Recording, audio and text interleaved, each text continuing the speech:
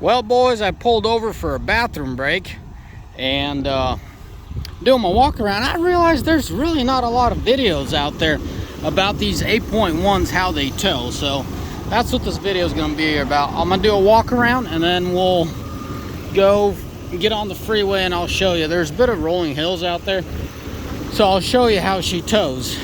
And I'll talk about fuel. Freaking loves, never fails to disappoint.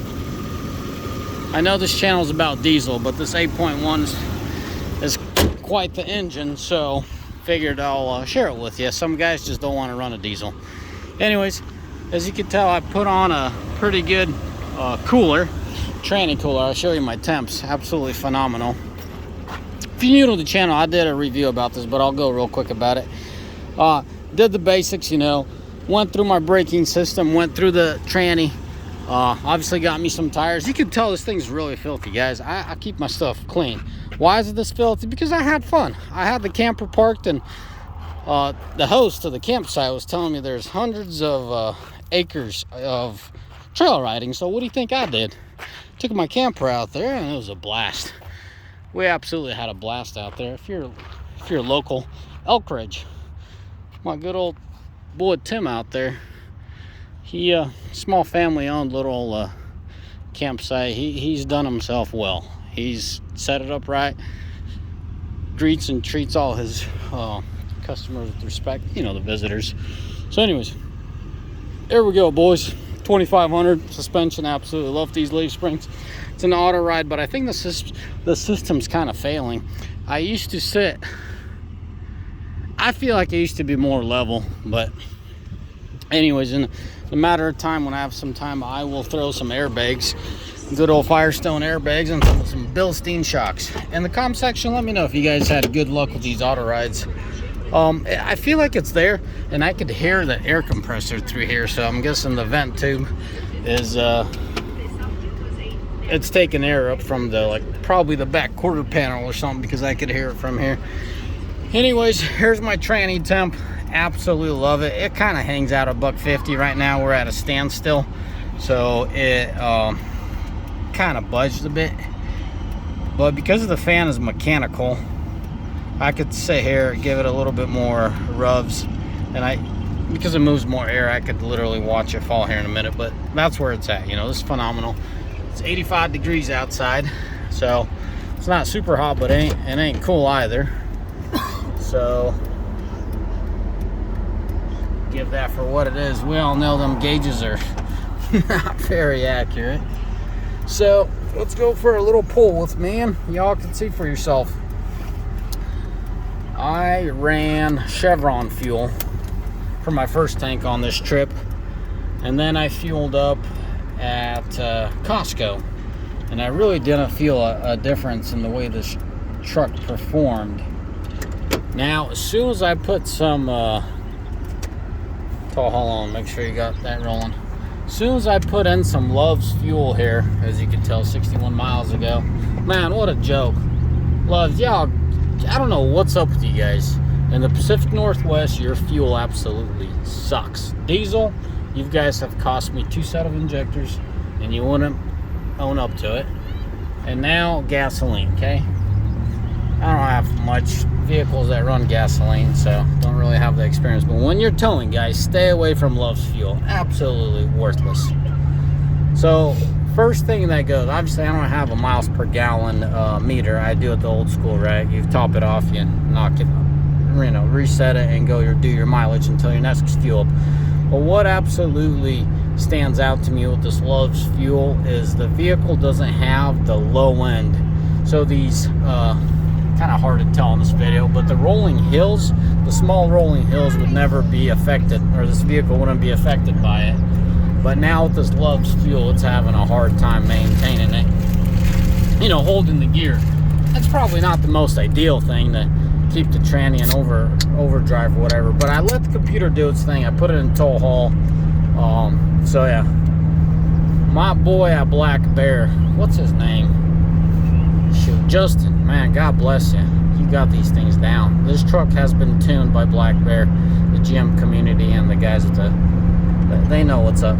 So be careful when you set your cruise, but I feel comfortable on this little highway.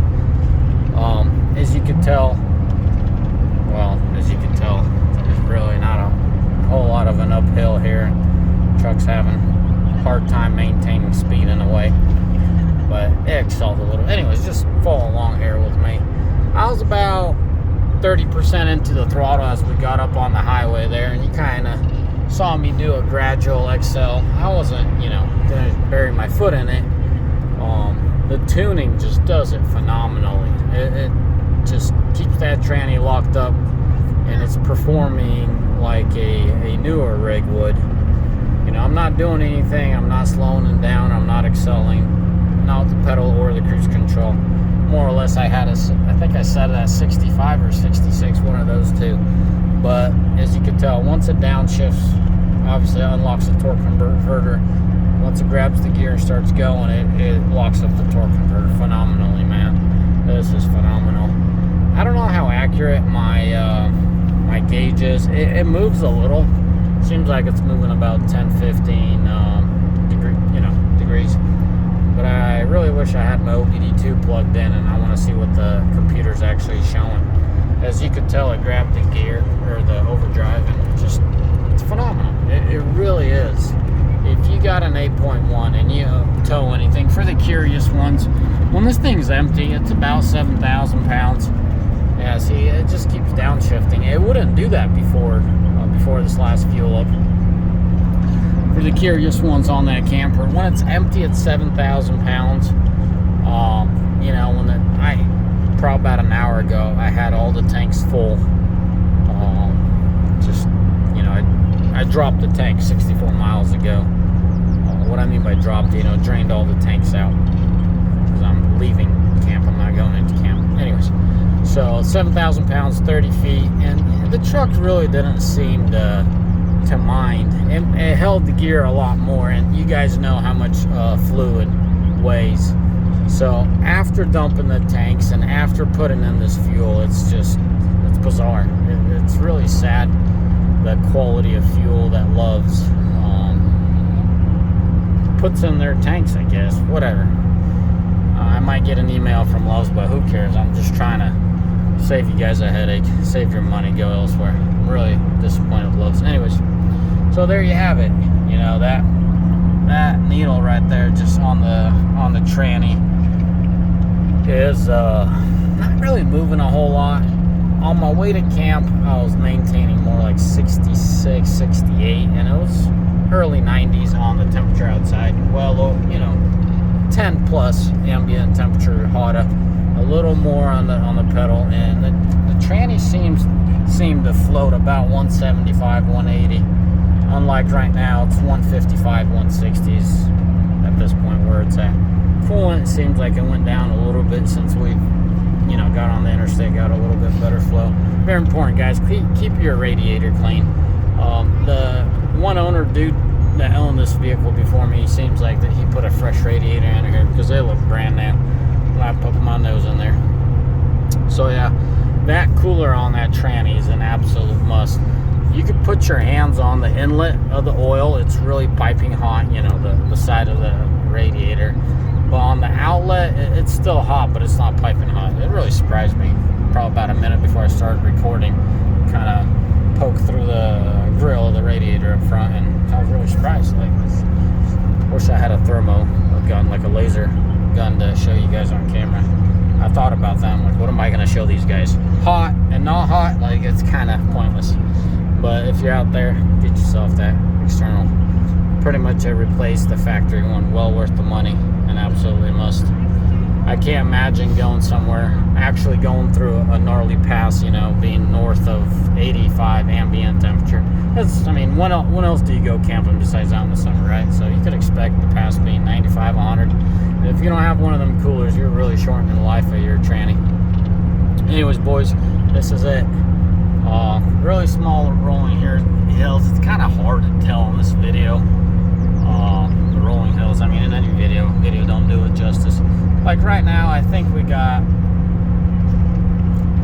a couple percent climb. Right now, we're climbing very slowly. We're about to flatten out. right about now, if you can tell in the video. And about 10 seconds, we're going to start going downhill. And the tranny has become very sensitive. It doesn't get hung up in the gear like it used to with the factory tuning. Like as I said, in 10 seconds, we're about to go down. Tranny started seeing less engine load and it upshifted. Phenomenal. If you need something, go hit my buddy Justin. I paid for my tune. He doesn't even know I'm saying a good word, but this way you guys know it's an honest review. Anyways, as always, may the Lord bless you, and may y'all have a mighty fine day. Ciao. Bye.